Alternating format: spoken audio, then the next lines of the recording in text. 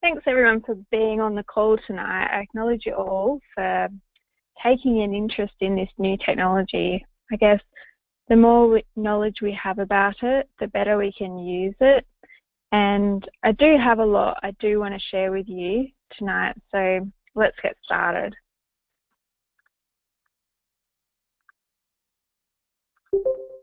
So these are the objectives for today.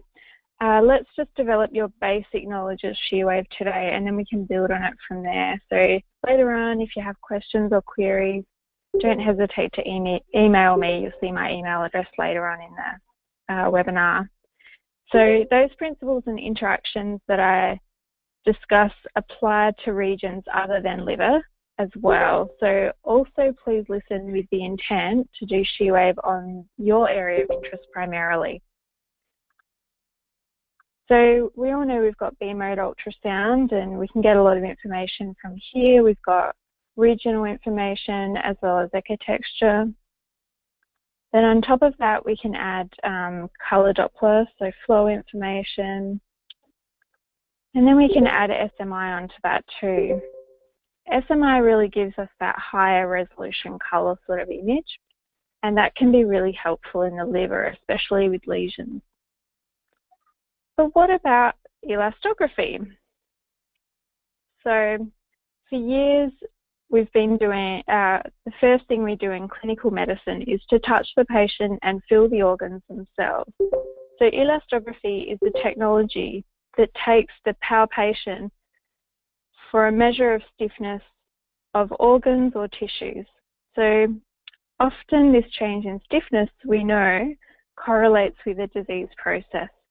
So we're just taking it one step further, and we've developed a technology that can harness this. So what is elastography? It's really an imaging modality that maps the elastic properties of soft tissue. So tonight I'll focus on ultrasound elastography, but I want you to be aware that MRI can also do an elastography technique. And also strain and shear wave are the two elastography principles that you probably would have come across in ultrasound the most. And I want to touch on another form of non-imaging elastography called transient elastography as well. So to me, this elastography is really just another tool in your ultrasound toolkit. So it should be used in conjunction with all ultrasound information to increase the sensitivity and specificity of your diagnosis. So beam mode imaging and patient history remain a critical part of your exam. The echo texture, the borders, the shadowing and other characteristics are all important diagnostic criteria for your correct interpretation of the disease state of the patient. So keep that in mind. Each tool has its kind of advantages and disadvantages. So firstly, I'll talk about strain. We want to determine how stiff or soft a tissue is. We can use strain elastography as the first point of call. So strain really determines how strong we should compress in order to induce a certain deformation of the tissue. In this case on the right, imagine I've got a balloon here. All right. So I won't need much force to compress or deform the shape of this balloon. In order to quantify this measure, we must compare it to another tissue. So if I was to compare a balloon to a cricket ball, I would say that I need X times more force to induce the same amount of deformation in the cricket ball as that in the balloon. Probably not even possible, right? So therefore, I guess strain elastography is great for breast lesions where we want to compare a target tissue stiffness to another. It's available on many transducers, and it's great for superficial areas. It's not so helpful in the deeper tissues, such as the liver, that are protected by the ribs, and it's not so helpful in diffuse disease. So that takes me to shear wave. So shear wave, on the other hand, is great for diffuse disease. It's a slightly different technique, and here we're actually measuring how fast the wave travels in the medium. this will make more sense soon enough for you. But see my plate of jelly here? I'm now going to use an ultrasound push pulse, you'll know what that means in a moment, to push the jelly, and then that jelly is going to wobble about, and I'm going to detect the movement over time. So just stick with me here. With ShearWave, we use a constant intensity push to set off a shear wave and track the movement. So therefore, we do not need to physically compress the tissues, but rather we should just remain still and let the machine do the work for us. And because we use this constant force, we're actually able to determine absolute values of the tissue stiffness and softness regardless. So I'd like to liken ShearWave for tissue stiffness to the Hounsfield units in CT. Judging from a Hounsfield unit on a CT, you can determine certain tissue characteristics. And in ultrasound, we now have developing a method of determining tissue stiffness characteristics. So we'll talk more about this soon enough. I also want to talk about transient elastography, just because it comes up in a lot of the literature. Transient elastography is another method of assessing hardness or stiffness of the liver. It's not an imaging method based on ultrasound, but it rather uses like a vibration wave, and it measures the time it takes to travel to a depth inside the liver. It's just a standalone unit that is well known in the gastroenterology profession and the GP profession for assessing liver stiffness. So it's this unit and also liver biopsy that ShearWave has actually been validated against. So have you seen requests in your practice for a FibroScan? I certainly know I've seen a fair few of them on the odd occasion over the years. And I always wondered what they were about, but now I certainly know. So currently, patients go and have a liver ultrasound, and then they have a FibroScan for fibrosis assessments. But 2 studies often involve travelling between the 2. We could actually save our patients that extra step if we could just simply do a few extra images in our liver assessment series. So if you get the chance to see this machine in action, do take the opportunity. It's performed by someone who's undergone training, but there's no ultrasound image to guide the user and where to measure. And therefore, you need to do a minimum of 10 readings. It can be quite time consuming to do compared to this sort of a technique that I'll tell you about. So now for some physics. So with ShearWave, first of all, we need a high intensity push pulse. So think of conventional pulse echo ultrasound. We transmit a pulse, it propagates through the medium and it echoes back. So in ShearWave, the intensity of that transmitted pulse is increased. So the increased intensity pulse is now called your push pulse, and it is the higher intensity force that sets off the shear wave. So these are deliberately longer pulses, maybe to 50 to 1,000 microseconds, and they generate really small displacements, like micron level displacements. And because this is the dynamic force, it's actually really easy to quantify.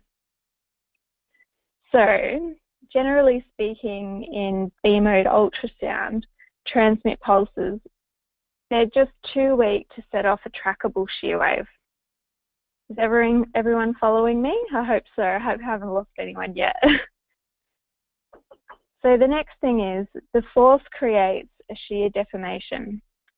So the shear deformation is generated by pressing on or kind of vibrating a single location or broadly across a body surface.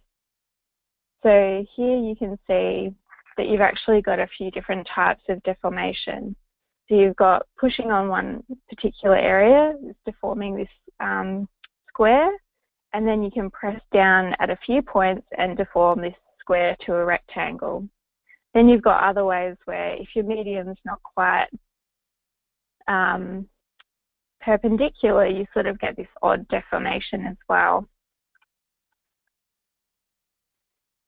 So when the intensity of the transmitted pulse increases, then the particle motion actually changes from what we see in pulse echo ultrasound. So you can see here that we've got particle motion that's in one direction, and then here in our shear wave, it's actually changed perpendicular. The other thing that you will know is the speed of propagation is significantly reduced in the shear wave as compared to your longitudinal pulse echo ultrasound. So therefore, it's perfect to track. The next thing that we want is to send in a tracking pulse, or lots of tracking pulses more like it. So shear wave is, after all, a tissue Doppler technique, and therefore I would liken this technology and its considerations to doing a Doppler study. But instead of tracking red blood cell movement, we're actually tracking the shear wave tissue movement. So I'll show you shear wave in action. So here you've got the transducer with the crystals that get excited. They release your push pulse, and then the shear wave propagates through, a little bit like a ripple through the tissue, a bit horizontally.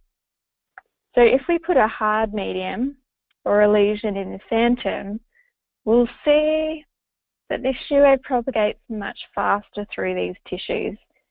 So here's your shear wave, and whoa, did you see that? It moved really fast, huh?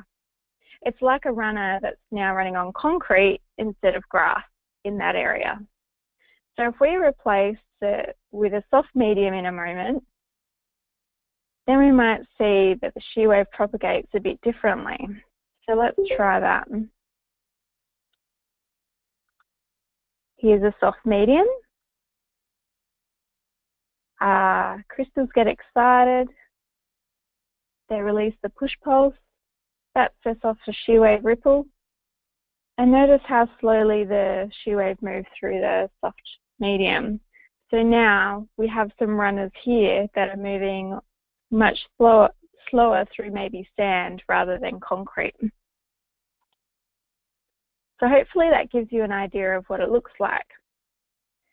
So the way this shear wave has propagated can actually be seen in Toshiba's unique propagation maps. So firstly, it's a kind of snapshot of the movement of the shear wave through time, and it also provides important information on the quality of the shear wave. So simply, if your lines are parallel and unbroken, then the shear wave quality will be good, and the scientific measures of quality will also be good. I'll give you some examples. They'll come. After the shear wave is propagated, we have a bit of an image like this. So I first look at the colour map on the left. Each pixel is a shear wave value in this box, and it's coded as per the scale on the left here. So traditionally for shear wave, red is stiff and blue is softer. I also glance at the image on the left to know that I have good colour fill, indicating a quality sample. And then I look at the propagation lines, and in this case I see that they're parallel and they're uniform, and I know how the shear wave moves. It's quite homogeneous in its movement through the tissues. So then we can take it another step further. We saw the different mediums in the phantom before, but let's take this example of a hard medium central in this phantom. It's surrounded by a softer area. The red is consistent with the hard region, and the blue indicates a softer area.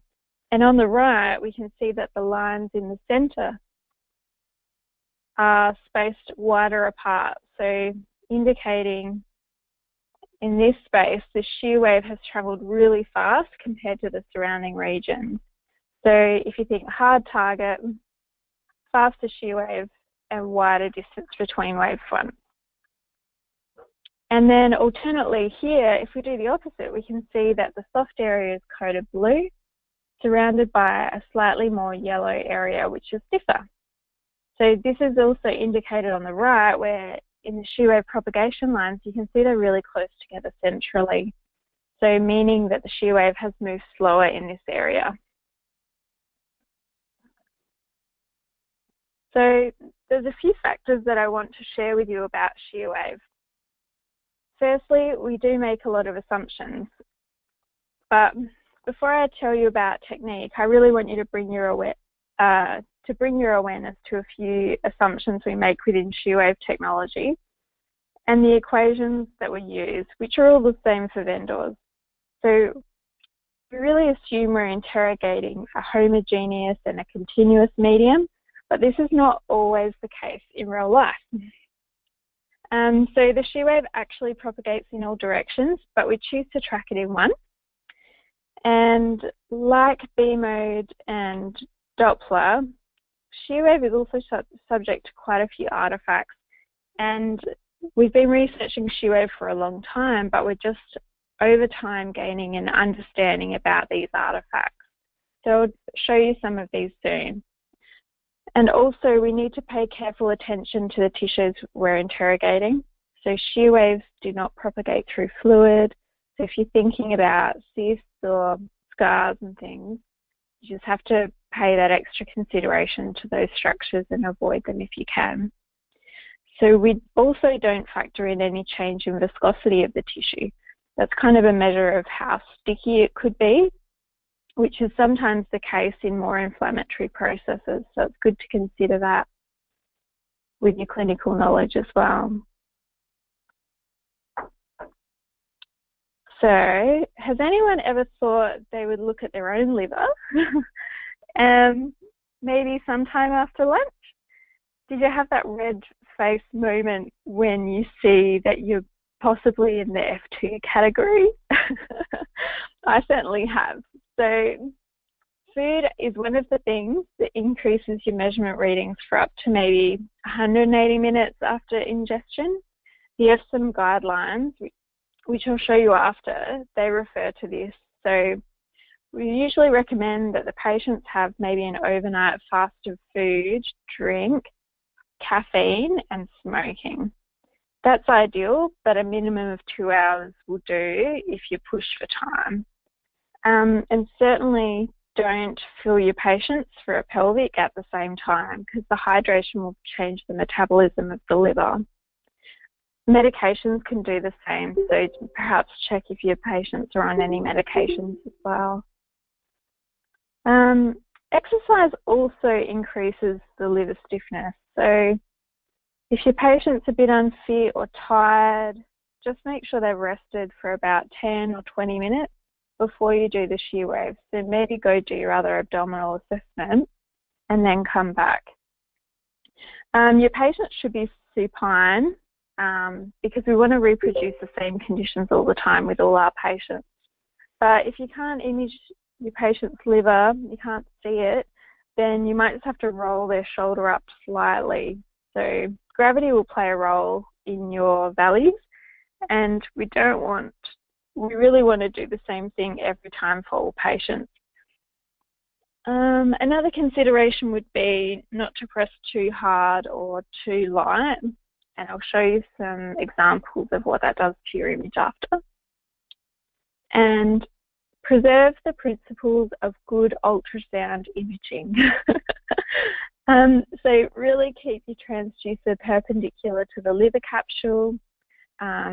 This is the real downfall of people that start doing the technique, is they're so focused on what they're doing, they angle their transducer. So really try and keep perpendicular and always be 90 degrees to your capsule. Also beware of attenuation.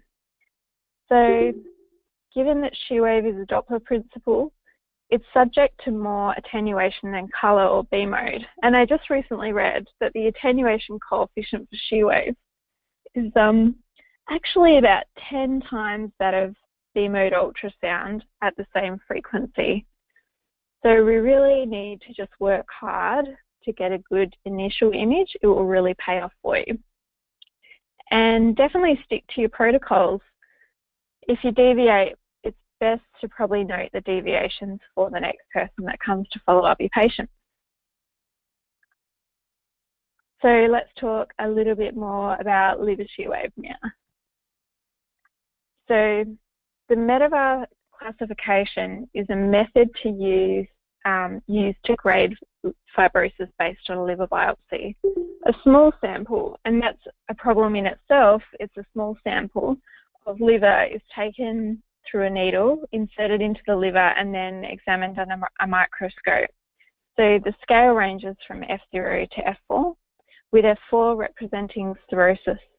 So liver biopsies, they do have their negatives.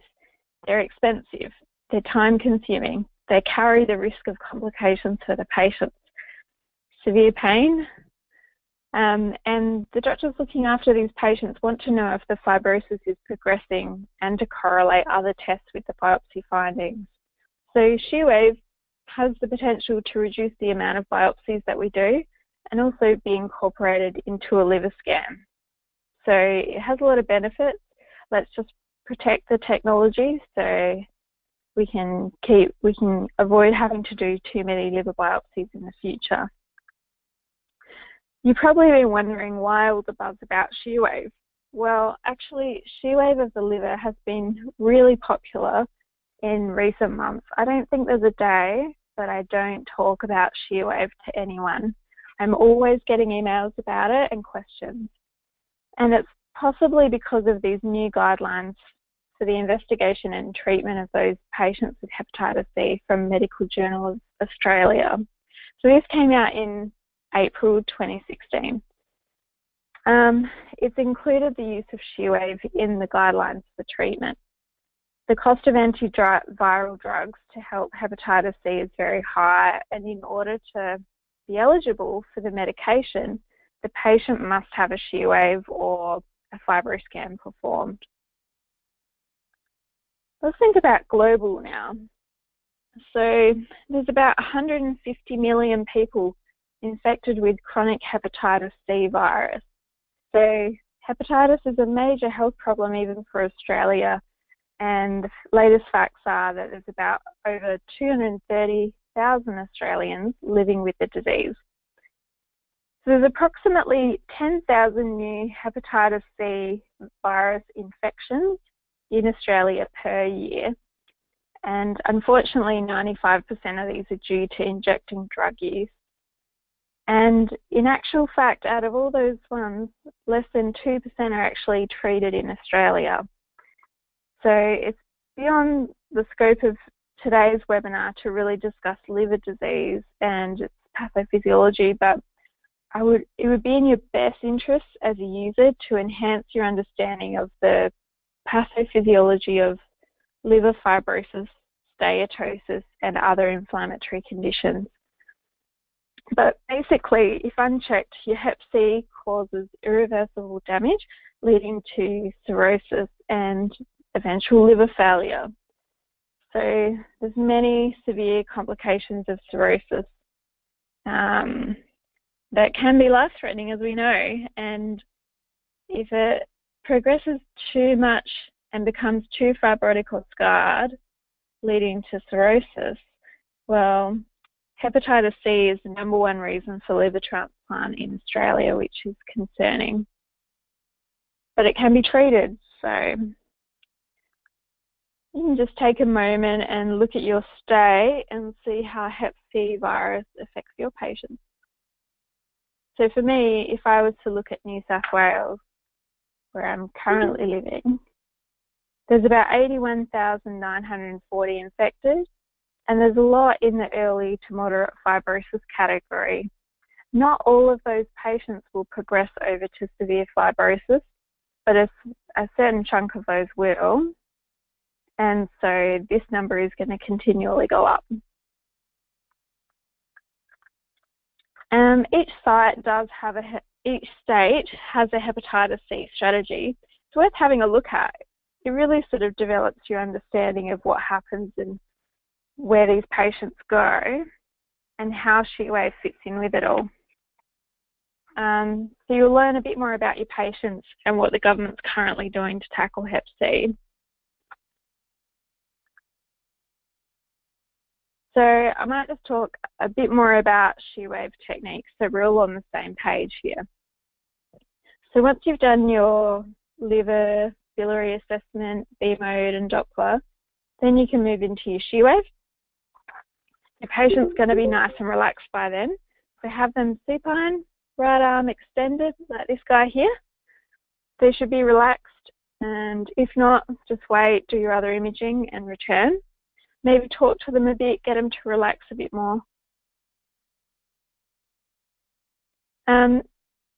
So you want to sort of choose your abdo preset and set your maximum depth of field of view at 8 centimetres because you can't measure below that anyway, really.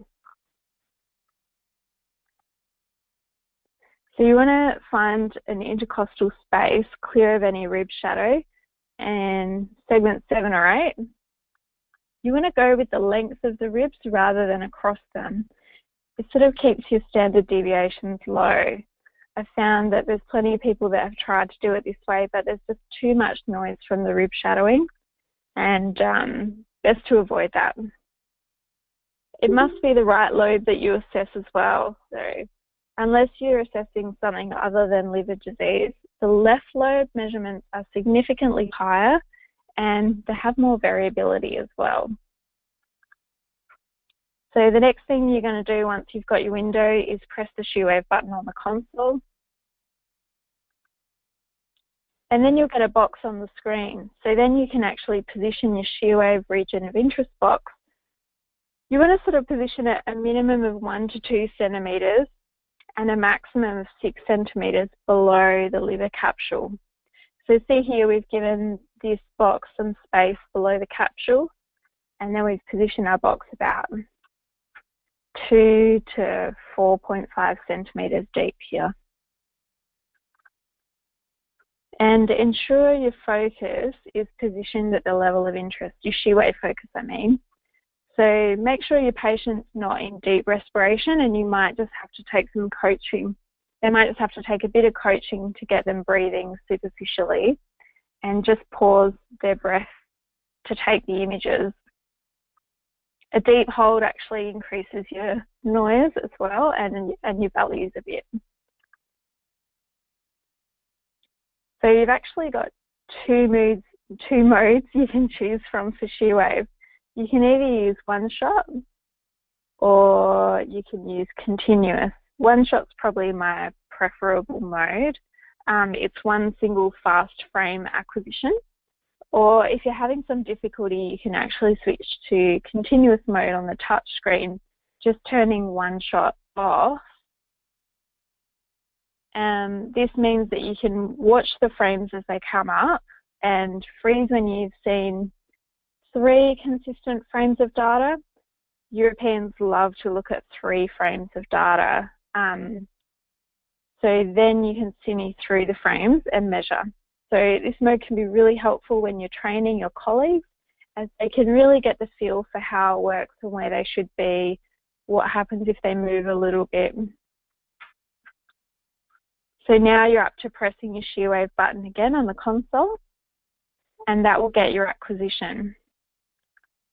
So I've got my trusty colleague here. This is Gabe. He's just going to show you the technique, and as you can see, it happens really quickly. So he's got the patient positioned already, and then he first scans to position his box, and then he presses the SheWave button to acquire the data. You see his little colour box come up, and he's also coaching the patient, just telling them to pause their breathing and then start breathing again. So once he's got the acquisition, then he can measure his data. So he's going to press the caliper button on the panel, and then he's going to look at the colour elastogram here for good fill.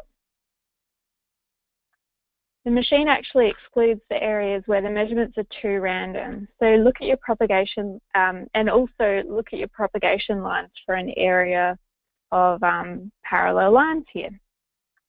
So position your caliper and then you press set on the panel, and you sort of want to aim to be at the sweet spot with your measurement. That's generally about 4 to 6 centimetres.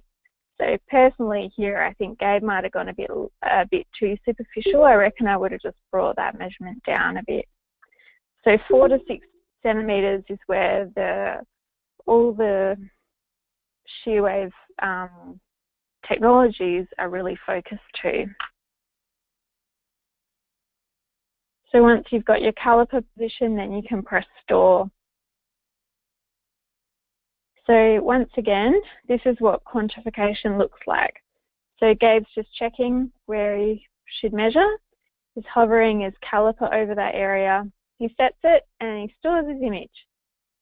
And then this other video shows that Gabe can actually fit probably more than one caliper on one image, which is good because if you have low standard deviations, you could probably almost get away with doing minimal frames of data. So let your propagation lines guide you to choose a region of higher quality that's less subject to your artifacts. Then just check down in the values that your standard deviations are less than 20% of the meters per second value. This means that you've got truer shear wave values that you're measuring rather than having images subject to noise. And you'll see what I mean by that when I show you some more examples in a moment. So in this case, we've got a great image based on the propagation map and the color mode, and the standard deviations are low. This is really good. So opposite here, in this case, the lines in the propagation map are just chaos. They're not parallel and it's a really patchy color map. So it's definitely a poor sample and you wouldn't be accurate to take a measurement on here. So you should definitely repeat this sample. To me, it's like you're not going to go to the beach if it's choppy like this. You're going to want to go to the beach when the waves are just rolling in nice and peacefully. So as you've seen with the lines, they will tend to draw your attention to the regions of less reliability. And so therefore, you really got to be aiming for unbroken parallel lines. So if there are some lines that are non-parallel and some parallel, you can target those ones here. If all are broken and chaotic, just repeat your acquisition. All right, so let's do some examples. So your propagation maps and your standard deviations are really important, and here are some examples of that. So firstly, this one here sort of demonstrates the problem that we have with noise. So the first thing I'll show you is that the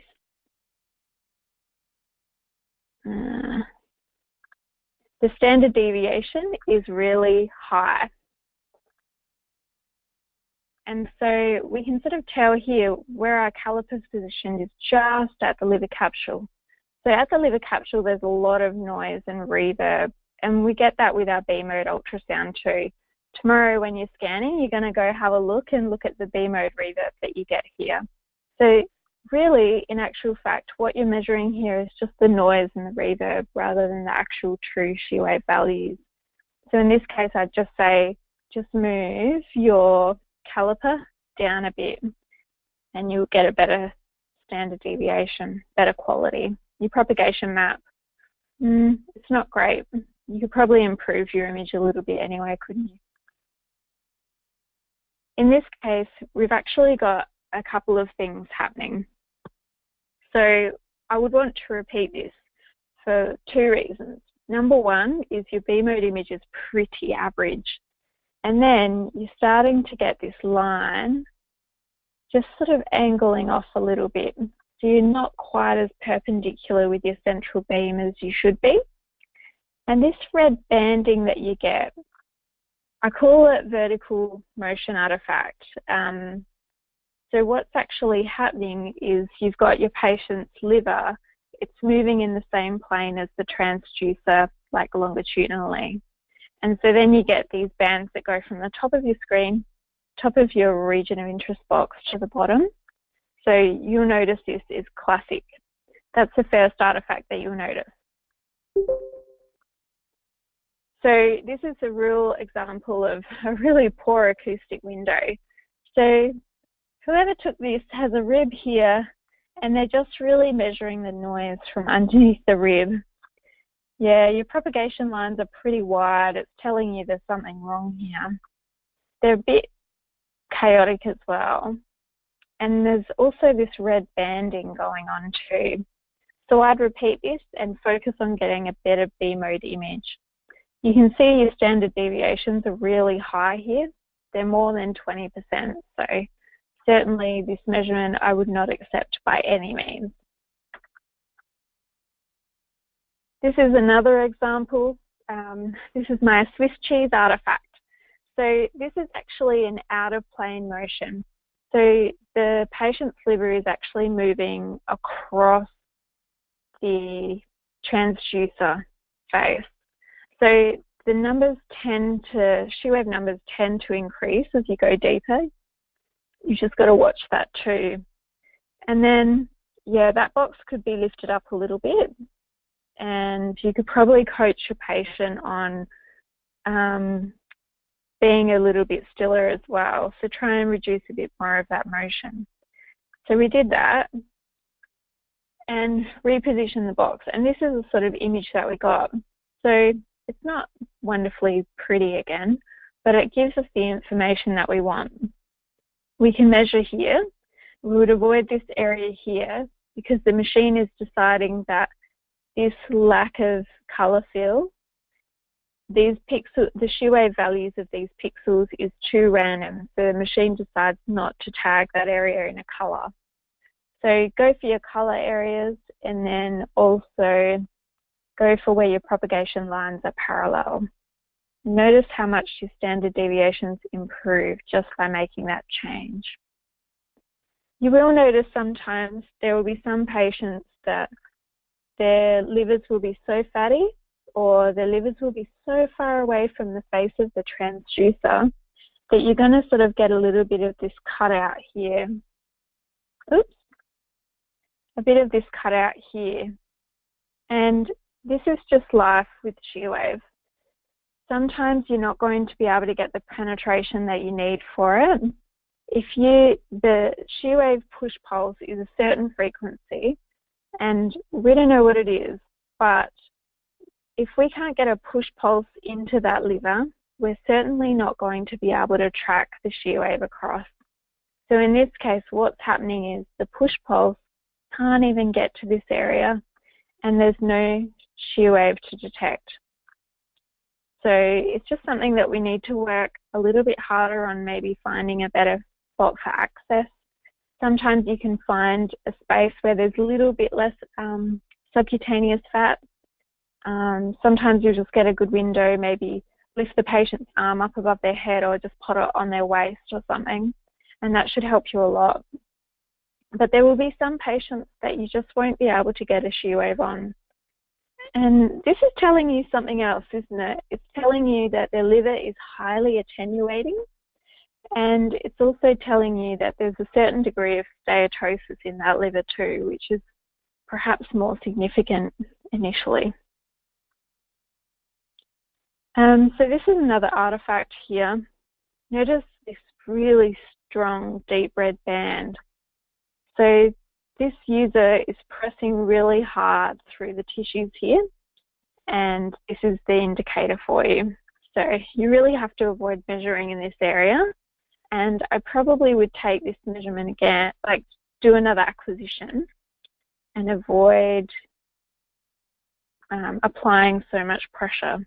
I would really back the pressure off and just have not too much, but just enough to get a reasonable interrogation of this liver. This is more of that vertical banding that you saw earlier, so definitely just try and avoid this. Once again, this banding is going from the top of the box to the bottom, so really avoid that. Repeat. Notice the other thing is that this liver capsule is not perpendicular to the transducer face, so you could work a little bit harder to get this a bit more perpendicular. All these fine details really do matter with every shear wave that you use, every vendor. So it's really important to know these things so that you can get a really good shear wave. The causes of a poor shear wave are things like your patient movement, some attenuation, some distortion by structures such as blood vessels or cysts, and also limited operator knowledge. And your outcome is going to be reflected in that. So you're going to have poor caliper placement and get kind of unreliable results. You're going to have random measurements, and then that poor radiologist has to report on that. It's going to be really difficult for you to follow this patient up. So really try and maintain the standards that I've set for you tonight and go from there. So here we've got a beautiful healthy liver as a good example, good colour fill, and we can position our calipers really easily. We've got really good propagation lines too. So yes, there's a little bit of deviation where these little blood vessels are, so you can avoid those areas.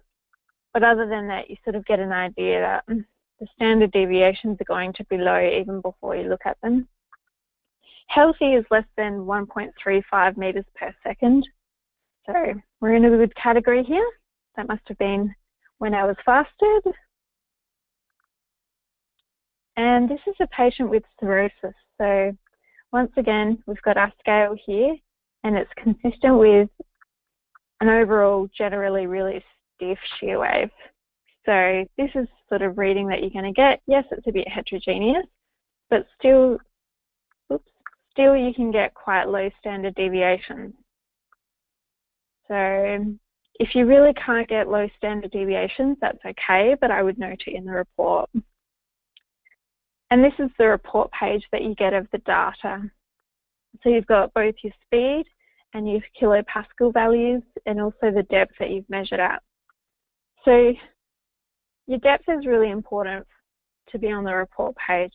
So when you reproduce this shear wave the next time, you can kind of be at the same depth. You want to check your standard deviations. We all know that it should be less than 20% of the meters per second value. And also you want to check your interquartile range is less than 30% of your value as well. So these little things will come in handy. So the values of shear wave do vary between each vendor. It's partly because there are some vendors that use different techniques. We don't all use the same technique. So instead of using 2D imaging shear wave, some actually use point-based shear wave. So there are differences with the techniques that you'll come to learn as you investigate shear wave a bit more. These are the cutoff values for hepatitis C. They were collated by Marilyn Zalesko of Fiona Stanley. So acknowledgements to her for assembling this data for us and allowing us to share it with our sites. And they update this regularly. So when reporting a shear wave, you should follow a reporting template that states the system and product used. So your cutoff values need to be displayed somewhere in your report. And the median value for speed and pressure should be noted. I say both because sometimes if something changes in the future and you want to go back and look at what the meters per second was or the kilopascal was, at least you've got both reported. And it can be reported in one sentence. So here we've stated, liver elastography was performed using Toshiba 2D shear wave technology. The shear wave speed median was 2.6 meters per second, and the pressure median was 14 kilopascals. It correlates with a Medvar score of F4.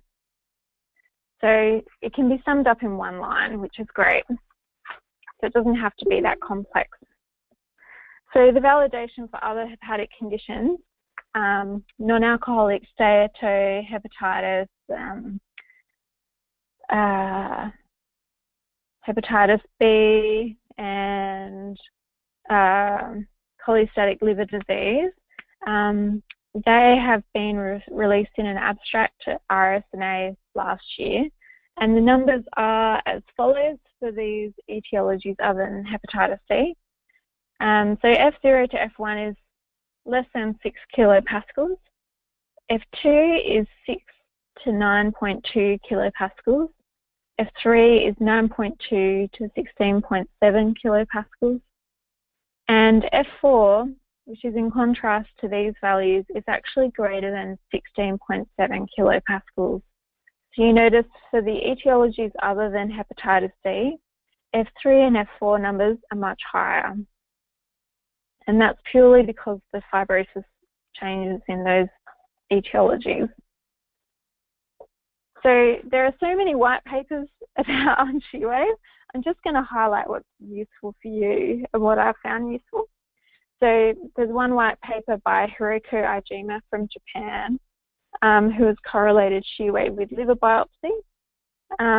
This is a really good introduction to SheWave, and it has the most relevant information for Hep C.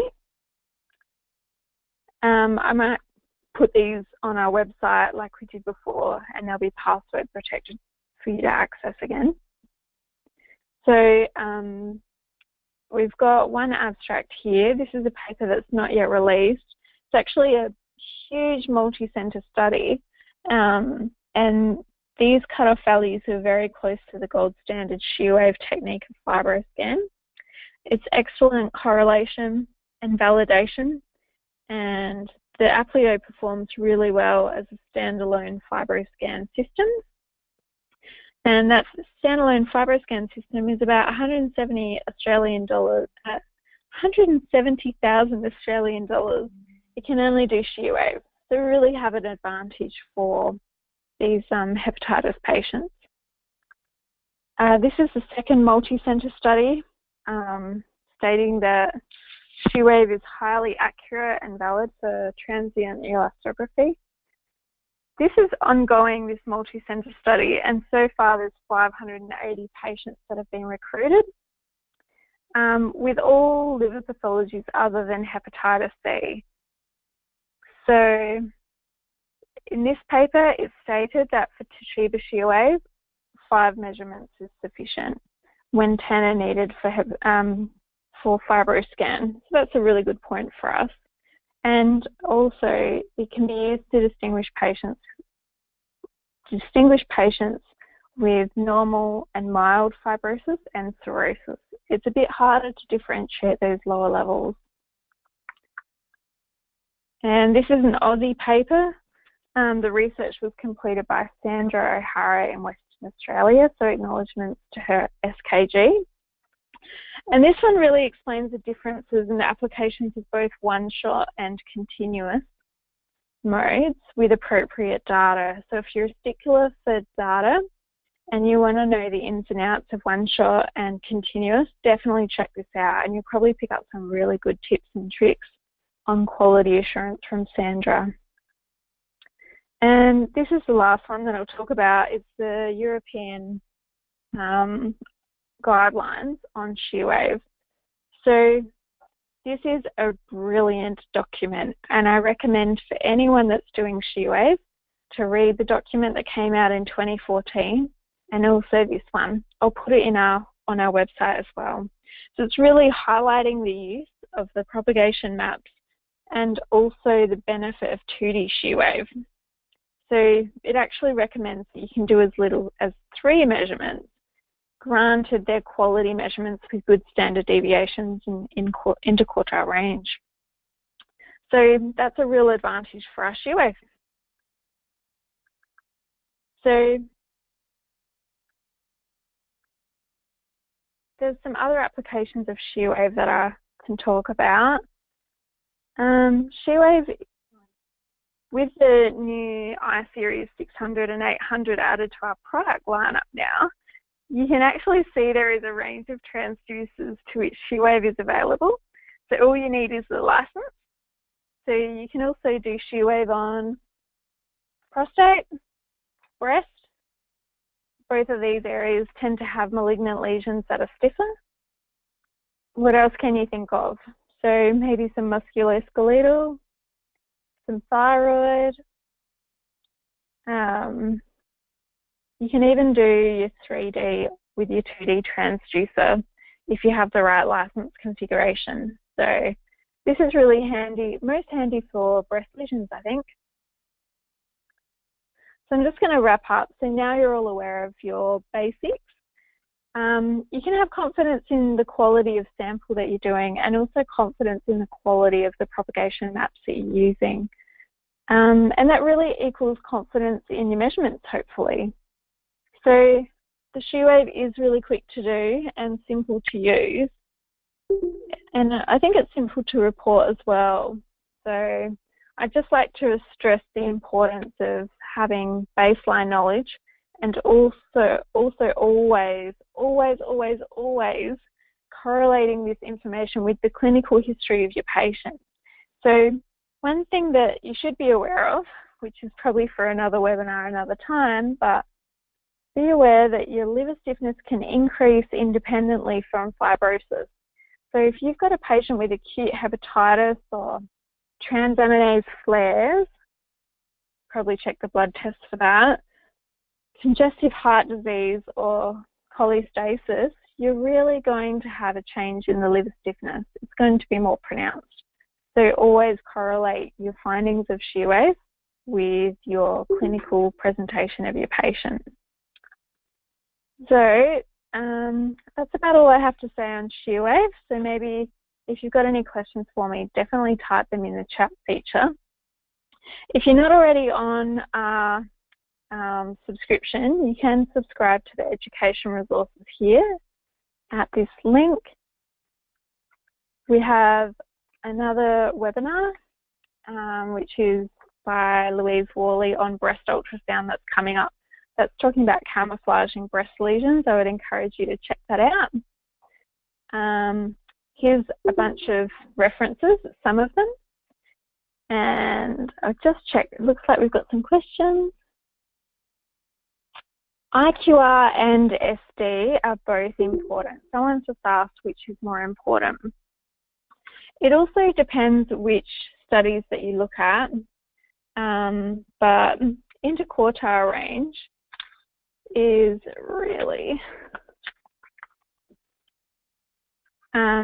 it's sort of like the mid-spread or like middle 50%, or it gets a bit technical, but it's a measure of your statistical dispersion, and it's sort of like the difference between your 75th and 25th percentiles on your statistics. So it is really important. I would probably just quote both. But the standard deviation is going to tell you how subject to noise your image is initially. And then the interquartile range kind of brings all that data together.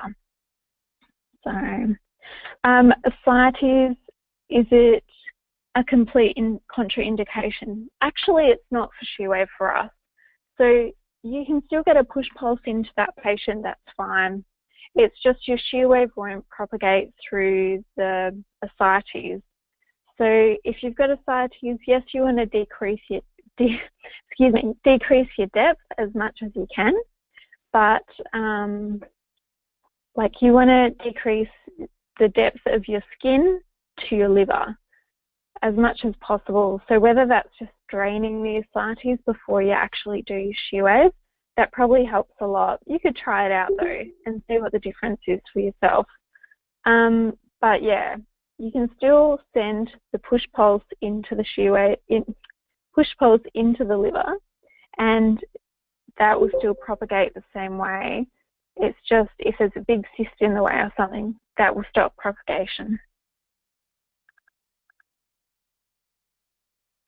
So there's another question about, for children, what will be the distance for your box?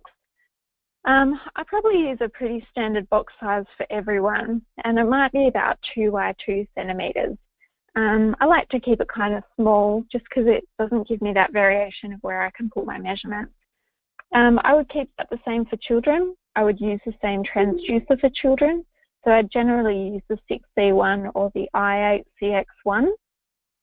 I have thought about using the 14L5 transducer, but which is linear 10 to 14 megahertz, but I've actually steered clear of it. Number one, for consistency, and number two, because sometimes I don't get the penetration that I need. So they're probably two things that I would consider.